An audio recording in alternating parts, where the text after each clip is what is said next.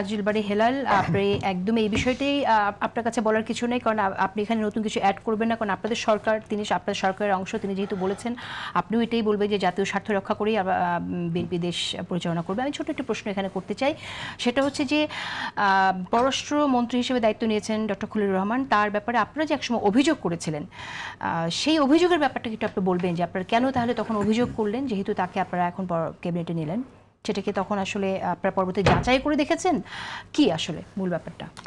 দেখেন, তখন আমরা বলেছিলাম যে আপনার যখন পররাষ্ট্র উপদেষ্টাই ছিল খুব সম্ভব ইউনূস সরকার, তাই না, তখন আমরা তার সাথে অনেকগুলো, তার ব্যাপারে অনেকগুলো আমাদের অবজারভেশন ছিল, কিছু রিজার্ভেশন ছিল তার ব্যাপারে। এরপরে মনে করেন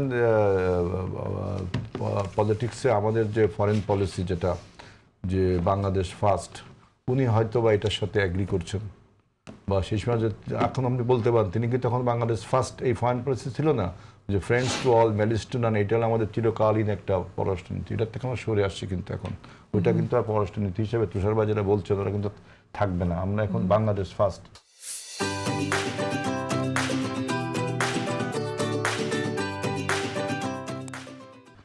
এই নীতিটা চেঞ্জ করে সংসদে আলোচনা করা দরকার।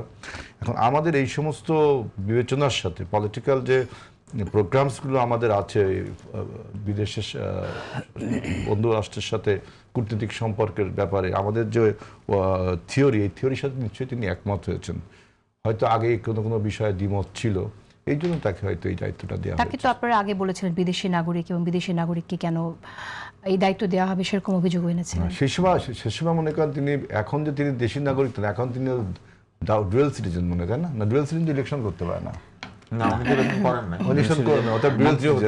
এখন এটা আমি আমার বক্তব্য এইটুকুই, আমার যেটা অনুমান থেকে বলছি, যেহেতু আমাদের পররাষ্ট্র নীতির সাথে তার হয়তো কথাবার্তা এখন মিলছে, এই জন্য তিনি আসছে। ইলাবোরেশন আমি এত ডিপ যেতে পারবো না।